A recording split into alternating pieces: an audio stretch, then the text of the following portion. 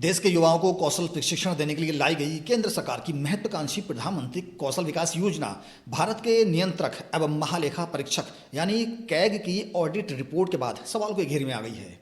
Indian express की एक report के अनुसार गुरुवार को लोकसभा में पेश की गई एक ऑडिट रिपोर्ट में इस योजना की कई व्यवस्था खामियों को उजागर किया गया है।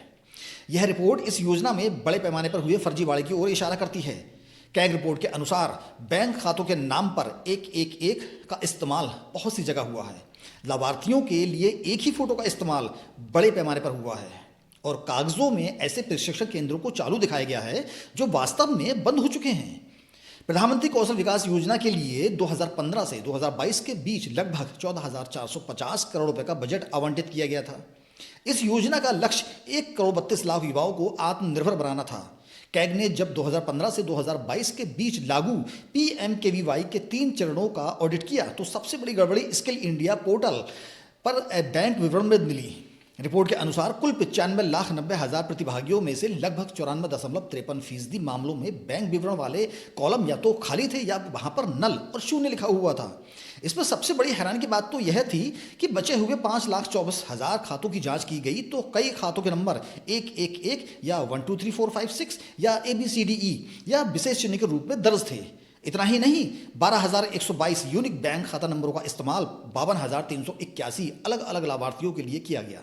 प्रधानमंत्री कौशल विकास योजना के दिशा निर्देशों के अनुसार प्रत्येक प्रमाणित उम्मीदवार को प्रत्यक्ष लाभ अंतरण के माध्यम से 500 रुपये का प्रोत्साहन भुगतान मिलना अनिवार्य था।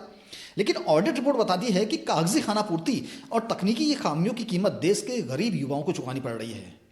अक्टूबर 2024 तक के आंकड़ों के अनुसार 95.91 लाख प्रमाणित उम्मीदवारों में से केवल 61.5 लाख को ही किसी तरह का भुगतान मिल पाया है।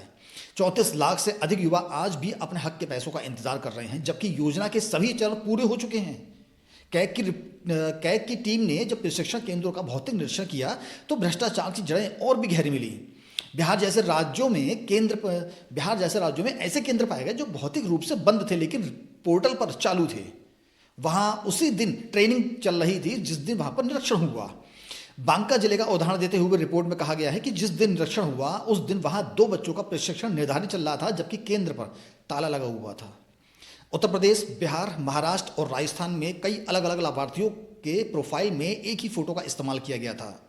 यह सीधे तौर पर गड़बड़ी की ओर इशारा करता है, जहां कागजों पर भूतिया लाभार्थी तैयार किए गए थे ताकि सरकारी फंड को डकारा जा सके।